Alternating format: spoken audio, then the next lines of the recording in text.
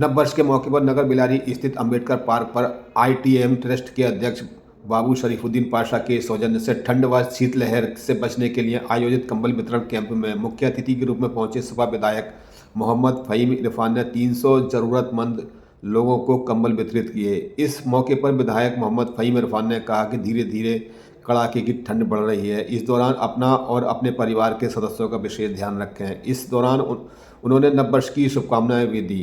कहा कि इस वर्ष कोई भी परेशानी किसी के जीवन में ना आए। इस दौरान शेरपुर माफी, आसालतपुर, मुंडिया भीकम, मिलक नगलिया जट, टांडा अमरपुर, मनकुला, सतारन, बिचौला कुंदरकी, ईसापुर, मीरापुर माफी, घनिया खेड़ा आदि गांवों के ज़रूरतमंद लोग मौजूद रहे।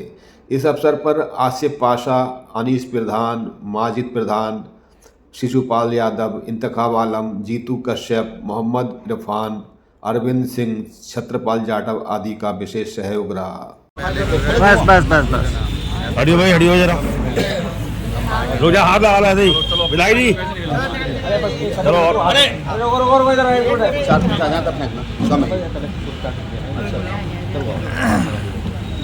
वैसे ही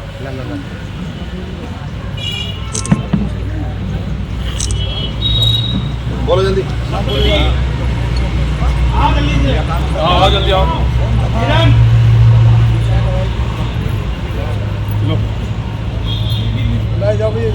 आओ जल्दी आओ। आप पीछे जाती रहो। आओ निकल जाओ, ऐसे निकल जाओ बेटे, तुम निकालते रहो। अम्मा है, मैं लो। अरे पीछे एक तरफ को हटो यार, तुम यार लो। नमस्ते। उधर लो अम्मा। चलो लो, चलते रहो। लो लो दो ना ना भी उधर से जाओ, उधर से जाओ, पल्लम को पहुंचो ना उधर से।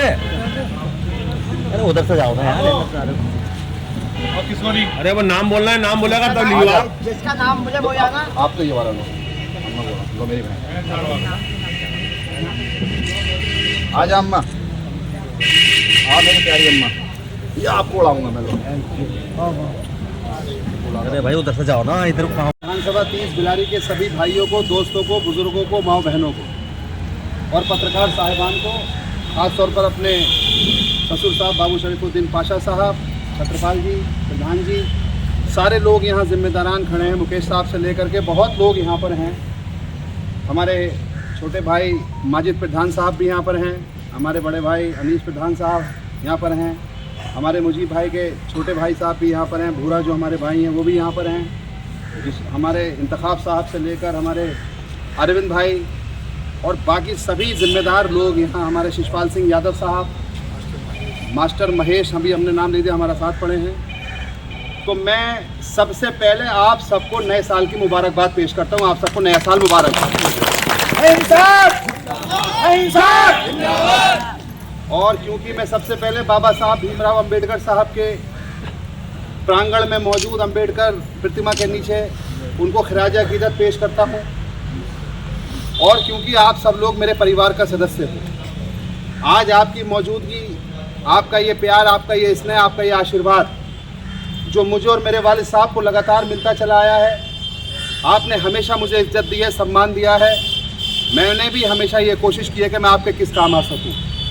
आज नए साल के दिन कुछ समस्याएं आप लोगों ने मुझे बताई हैं, जैसे पानी को जो व्यवस्था इस टाइम एक योजना चल रही है, उसमें सारे प्रधानों ने मुझसे कहा है कि गाँव में जो पानी की टंकियाँ लगी हैं उसके अंदर जो रास्ता टूट गया है, उस रास्ते को सही कराने का भी ज्ञापन इन लोगों ने मुझे दिया है। जो इस वक्त हमारे आधार कार्ड जो राशन कार्ड से लिंकेड होने में दिक्कत आ रही है, उसका भी हम लोगों को ज्ञापन इन्होंने दिया है। जो यूनिट बढ़ने की बात, जो लोगों की पात्रता की श्रेणी में लोग आते हैं, जो उनके यूनिट बढ़ने हैं, उसका भी प्रधान साहिबान ने और सामाजिक संगठन ने मुझे ज्ञापन दिया है। मैं आज नए साल के दिन आपको यकीन दिलाता हूँ कि मेरी ज़िंदगी का मकसद आप लोग हैं। मेरे वालिद साहब ने भी हमेशा वो सियासत की है जो एक दूसरे को मोहब्बत और अमन की बात करने वाली हो, गंगा जमनी तहजीब की बात करने वाली हो। मेरा भी मकसद यही रहता है कि हिंदू मुस्लिम एकता, भाईचारा, दलित, पिछड़े, अति पिछड़े, अल्पसंख्यक, जो भी भाई बहन जिसे मेरी ज़रूरत है, मैं हमेशा पूरी तरीके से उनके लिए कल भी हाजिर था, आज भी हाजिर हूँ, और इस नए साल में यकीन दिलाता हूँ जैसे आपको ज़रूरत पड़ेगी हमेशा हाजिर रहूँगा। आपकी ये मौजूदगी आपका ये स्नेह, आपका ये प्यार हमेशा सलामत रहे। मैं इसमें अपने ससुर साहब को भी मुबारकबाद पेश करूंगा कि कम लोग होते हैं जो समाज सेवा में भाग लेते हैं। इन्हें कोई लालच नहीं है, कुंदरकी के रहने के बावजूद भी हमेशा सामाजिक कामों में बढ़ चढ़कर हिस्सा लेने वाले आपके अपने बाबू शरीफुद्दीन पाशा साहब, इनकी पूरी टीम जो हमेशा लोगों के बीच में ये सोचती है कि हम कैसे लोगों के काम आ सकें, कैसे लोगों के सुख दुख में शामिल हो सकें, कैसे आपके दर्द को बांट सकें, कैसे आपकी बात को ऊंचाइयों तक ले जा सकें। तो आखिर में इस दुआ के साथ इस नए साल के मुबारक मौके पर एक गुजारिश और कर अपनी बात को मुकम्मल करूंगा कि जो हमारे बाबा साहब ने कहा था कि शिक्षित बनो, बाबा साहब ने कहा था संगठित रहो, बाबा साहब के इन अल्फाजों को गौर से सुनो। और मैं आपसे माओ बहनों खास तौर पर गुजारिश करूंगा कि संघर्ष का रास्ता ही बाबा साहब ने सिखाया। तो मैं ये गुजारिश करूंगा कि जब आज आप अपने घर जाओ तो अपने बच्चे और बच्चियों से ये कहो कि जब आने वाले 2025 में यहाँ पर हम लोग कोई प्रोग्राम करें तो आपके बच्चे जो हाई स्कूल में है वो टॉप करें, जो इंटर में है वो भी टॉप करें और हम उनको भी इनामात दें। तभी हम संविधान को बचा सकते हैं, संविधान की रक्षा कर सकते हैं और संवैधानिक दायित्वों को समझ सकते हैं। क्योंकि बाबा साहब को तो मानते हैं, बाबा साहब की नहीं मानते। बाबा साहब को मानने का सही तरीका अगर कोई है तो वो शिक्षा का रास्ता है, शैक्षिक संस्थान में जाकर अपनी शिक्षा को आगे बढ़ाने का रास्ता है।